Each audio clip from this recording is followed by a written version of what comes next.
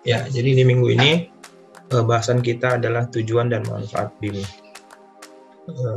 Kita langsung saja ke tujuannya apa aja sih sebenarnya. Jadi dalam kerangka pengaplikasian BIM ini sebenarnya ada 5 tujuan dasar atau primary yang kita tuju dari pengaplikasian BIM ini, yaitu pertama, ini semuanya menyangkut kepada proses pengolahan data dan informasi di BIM itu sendiri. Jadi tujuan pertamanya itu kita untuk mengumpulkan atau menggathering beberapa data atau informasi sehingga data itu menjadi data yang terintegrasi satu sama lain, sehingga pada saat kita ingin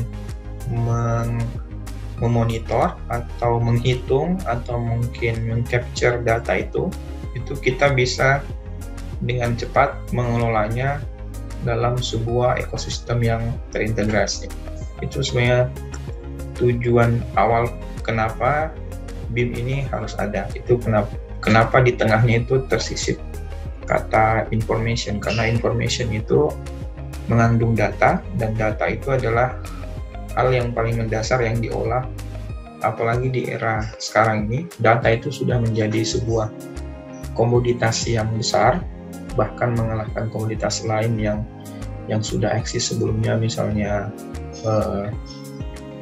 komoditas pertanian atau perdagangan. Sekarang data itu sudah menjadi nilai atau sebuah barang yang bisa ditransaksikan untuk kemudian nanti diolah menjadi sebuah informasi yang berguna. Itu kenapa sekarang banyak aplikasi-aplikasi yang menggunakan big data yang dalam cakupan yang cukup besar untuk dianalisis dalam rangka mencapai keuntungan mereka yang lebih baik di masa mendatang. Nah, itu juga tujuan kenapa BIM ini sekarang menjadi sangat populer, karena dia juga berfungsi untuk atau bertujuan untuk mengumpulkan data. Data itu nanti di-input atau dimasukkan oleh semua stakeholder yang terlibat dalam penggunaan BIM ini, baik itu arsiteknya, kalian sebagai arsiteknya, kemudian provider barangnya, penyedia barang, kontraktornya, kemudian usernya mungkin. Nah, itu kemarin sudah saya jelaskan. Kemudian fungsi yang kedua adalah untuk menggenerate data itu atau mengatur ulang atau merekayasa atau membangkitkan data itu dari bentuk awalnya. Jadi kalau bentuk awalnya mungkin masih data mentah atau data primer, maka ketika kita menggenerate data, menganalisisnya atau memprosesnya dalam sebuah aplikasi, maka kita bisa mengukur seberapa besar data itu ukurannya, dan kita juga bisa mengatur ulang ukurannya. Contohnya data mengenai dimensi barang dan harga barang misalnya, itu bisa kita generate ulang, kita update ulang dengan menggunakan aplikasi BIM tujuannya, sehingga pada saat kita mengubah atau memodifikasi sebuah data, itu secara otomatis data yang lainnya juga ikut tergenerate dengan otomatis. Nah, fungsi yang ketiga atau tujuan yang ketiga adalah untuk menganalisis. Jadi tentu ini menjadi fungsi yang cukup vital di BIM, karena dengan cakupan data yang dia punya, tentu BIM sebagai mesin modeling, dia bisa memodelkan atau menganalisis banyak faktor yang bisa terjadi di dalam sebuah perancangan bangunan khususnya. Jadi kita bisa menggunakannya untuk mengkoordinasikan antara satu bidang keilmuan dengan bidang keilmuan lainnya. Jadi misalnya antara ahli struktur di teknik sipil dan ahli mechanical engineering itu bisa menganalisis sebuah model dalam satu koordinasi yang sistematis. Nah, kita juga bisa membuat perkiraan ke depannya nanti, misalnya setelah bangunan ini jadi, setelah dianalisis kira-kira penggunaan energinya berapa, kemudian kebutuhan energi yang dibutuhkan itu berapa. Nah, itu salah satu tujuan juga kenapa BIM ini dikerjakan. Yang keempat tentunya juga untuk mengkomunikasikan data itu, hasil analisis itu.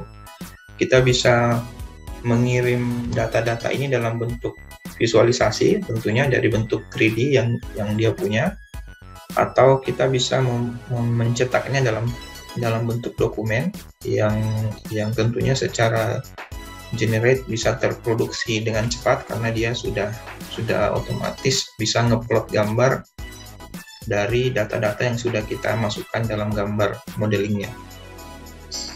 Sehingga pada saat kita mengkomunikasikan gambar ini misalnya ke klien atau ke pihak lain di luar kantor kita, maka BIM ini sangat efektif dalam melakukan itu, untuk mengkomunikasikan ide atau gagasan-gagasan arsitektur yang kita punya.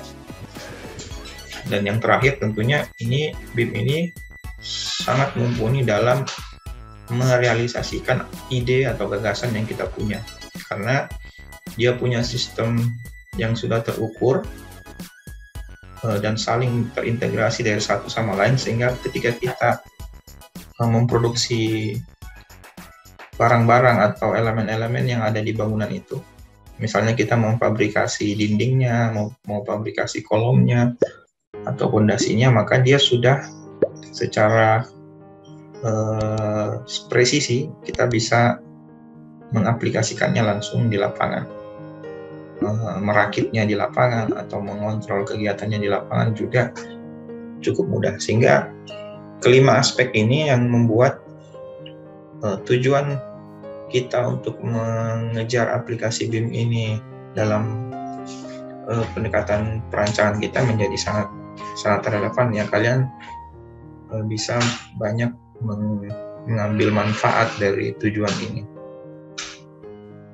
Nah, tentunya manfaat yang kita ambil dari BIM kalau kita mau runut satu-satu itu sangat kompleks ya. Jadi misalnya informasi itu bisa disampaikan dengan baik dan dalam waktu yang sangat cepat, karena modelnya itu sudah mengandung memang banyak informasi di dalamnya. Ketika kita mau merecord atau memanggil ulang sebuah informasi, misalnya tentang harga dari material itu atau jenis materialnya, itu sangat cepat bagi BIM untuk mendelivery itu. Kemudian untuk memberikan feedback kepada stakeholder yang lain. Jadi misalnya kita mau memberikan masukan desain kepada perancang mekanikal elektrikalnya, kita bisa langsung melihat di BIM-nya itu. Nah, ini cukup banyak manfaatnya. Ada bisa mengurangi biaya, kemudian sangat kurang kegiatan bekerja ulangnya atau merevisi gambarnya itu bisa lebih sedikit, kemudian produktivitasnya bagus. Secara virtual kita juga bisa memodelkan model konstruksinya, dan kita juga bisa mendeteksi apakah ada clash atau persilangan atau benturan antara masing-masing elemen yang kita desain. Jadi apakah ada balok yang berbenturan dengan pipa plumbing misalnya, atau adakah pintu bangunan yang berseberangan dengan jaringan listrik atau mekanikal elektrikal misalnya. Itu bisa terdeteksi langsung di BIM ini. Kemudian kita juga bisa memodelkan performa bangunannya. Seperti yang saya tadi katakan, analisis terhadap bangunan ini cukup komplit jika kita mengoptimalkan semua fungsi-fungsi yang ada di bangunannya. Nah, kita tinggal sebenarnya menjabarkan bagan ini ke bahasa yang kita punya, maka kita pasti akan menemukan manfaat BIM itu cukup banyak untuk produktivitas dan efektivitas kerja kita di bidang arsitektur. Nah, ini manfaat yang lebih singkatnya ya. Kalau yang tadi itu kan cukup kompleks, jadi Manfaat pertamanya itu pastinya dia akan meminimalisir ketidakpastian, karena kalau kita menggambar dengan metode konvensional, ada beberapa ketidakpastian yang muncul kalau informasinya tidak lengkap. Jadi misalnya kita memasukkan gambar denah, kemudian di denah itu kita bisa memberi dimensi tentunya kalau di gambar CAD, tapi ada beberapa informasi yang tidak pasti di gambar itu. Misalnya jenis dindingnya, material penutup dindingnya apa, kemudian finishing dindingnya apa, karena gambar itu tidak mengandung informasi yang cukup lengkap, sehingga kepastian dari bentuk dinding itu tidak bisa dijabarkan dalam satu gambar CAD, maka kita butuh gambar lain. Jadi misalnya kita membuat gambar rencana dinding lagi atau rencana finishing lantai misalnya, sehingga membuat gambar BIM itu menjadi sangat pasti ketika kita menginput informasinya itu cukup lengkap. Jadi saat kita membuat dinding, kita akan menginput bukan hanya ukurannya, tapi properties yang lain atau informasi-informasi yang lain. Jadi misalnya dindingnya batu bata kah, atau batako, atau bata ringan, itu kita input. Kemudian ukurannya berapa, ukuran materialnya, jenis materialnya berapa, harga materialnya pun bisa kita input. Kemudian finishingnya nanti, lapisan finishingnya, plesterannya, aciannya, catnya, itu bisa kita masukkan semua dalam satu model yang informasinya cukup lengkap. Sehingga pada saat nanti kita menemukan masalah di proses, baik proses perencanaan maupun pelaksanaan proyeknya, kita bisa mendeteksi itu bahkan sebelum proyeknya itu kita mulai, yang tadi disebut clash detection itu. Jadi masalah yang ditimbulkan oleh gambar yang kita produksi itu bisa kita analisa apakah berpotensi muncul di saat bangunan itu dibangun nanti, sehingga kita bisa mengantisipasinya lebih cepat. Nah, kemudian manfaat yang kedua adalah BIM itu juga bisa mencegah munculnya banyak kesalahan gambar.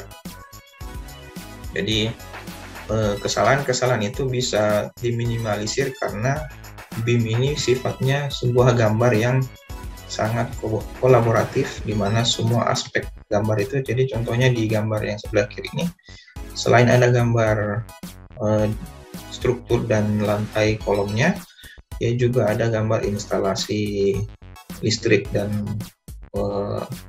air mungkin di dalam bangunannya, sehingga semua operasional bangunan itu kelihatan secara virtual dan kita bisa melihat apakah ada kesalahan di situ sebelum bangunan itu kita produksi di lapangan. Nah, manfaat yang ketiga, BIM juga ini bisa memberikan informasi terkait fase-fase proyeknya. Jadi di minggu lalu kan saya jelaskan bahwa fase pekerjaan itu kan ada planning dulu, planning and design, kemudian construction, kemudian operasional, kemudian kalau ada maintenance misalnya. Nah, aplikasi BIM ini nanti bisa memberikan masukan kepada pengelola bangunan atau yang punya pemilik bangunan ini bahwa bangunan kita ini sekarang sudah memasuki fase apa, karena dia punya fitur time scheduling yang lengkap, jadi bisa memberikan tahapan-tahapan pekerjaan yang dilalui sebelum bangunan itu benar-benar bisa beroperasi atau berjalan dengan baik. Itulah manfaat yang paling sederhana ya kalau di BIM kalau kita bahas.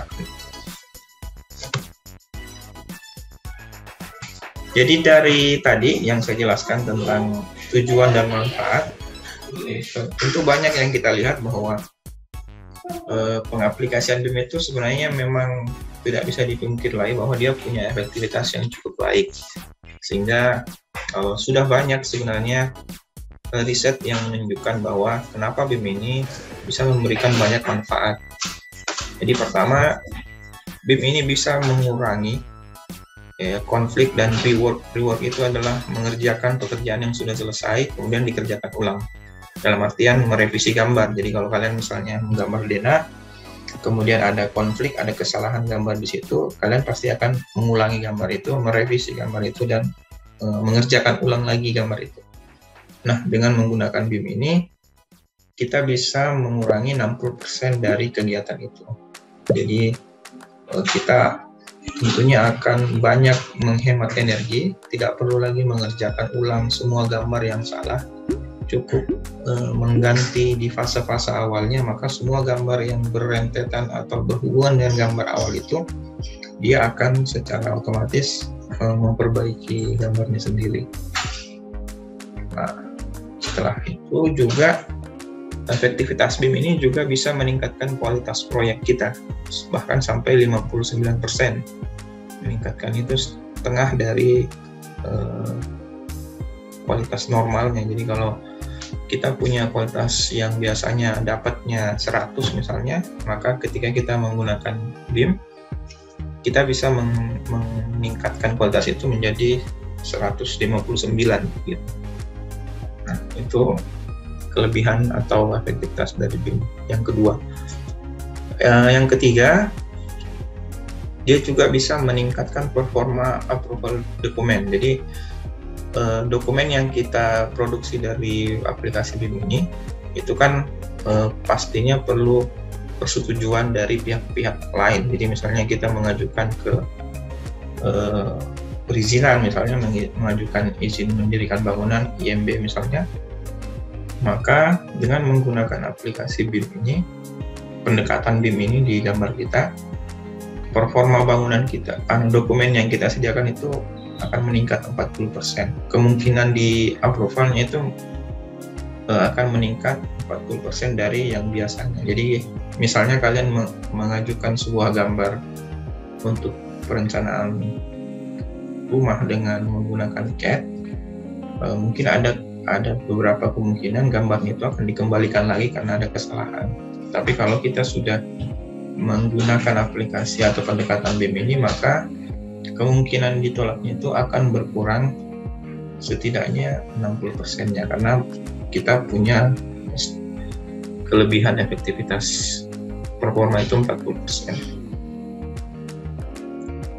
Jadi ini sangat mempermudah pekerjaan kita sebagai arsitek untuk mendelivery gambar atau dokumen itu baik ke pihak yang memberikan izin maupun pihak yang ada di lapangan nanti yang mengerjakan. Sehingga yang paling krusial pasti juga dia akan mengurangi inisiasi biaya konstruksi, karena setiap proses revisi, setiap proses peningkatan kualitas proyek, setiap proses peningkatan performa dokumen itu pasti punya biaya. Setidaknya kita misalnya kalau mau revisi gambar, kita harus beli kertas lagi, kemudian beli tinta yang lebih banyak lagi, atau mungkin memproduksi gambar yang lebih banyak karena kita membutuhkan revisi yang lebih banyak. Tapi karena kita sudah efisien dengan mengurangi 65%, 59% meningkatkan kualitas, dan 40% meningkatkan performa, maka biaya yang kita kurangi dari total biaya tambahan itu adalah 33%. Nah, ini kenapa senior director dari perusahaan Autodesk yang mewadahi atau yang menginduki salah satu aplikasi BIM ini menyarankan untuk kita bermigrasi atau berpindah ke BIM lewat penelitian yang dia lakukan. Nah, ini juga tabel menunjukkan bahwa selain tadi dia punya efektivitas, dia juga punya efisiensi kerja yang cukup baik. Jadi saat kita menggunakan CAD, itu waktu yang kita butuhkan untuk membuat skematik desain sekalipun, jadi kita membuat sketsa-sketsa denah tanpa potongan misalnya, atau sketsa side plan, itu kita paling tidak membutuhkan rata-rata itu 190 jam untuk menyelesaikan gambar itu misalnya. Tapi ketika kita mengaplikasikan BIM, itu bisa berkurang lebih dari setengahnya. Jadi kita cuma butuh 90 jam untuk mengerjakan sebuah pekerjaan skematik desain. Kemudian yang waktu yang kita hemat itu adalah 100 jam. Sehingga kalau di total dari proses skematik desain development sampai koordinasi gambarnya, kita bisa banyak menghemat waktu itu sampai 683 jam. Itu berapa hari kita bisa tidur tanpa harus begadang lagi kan.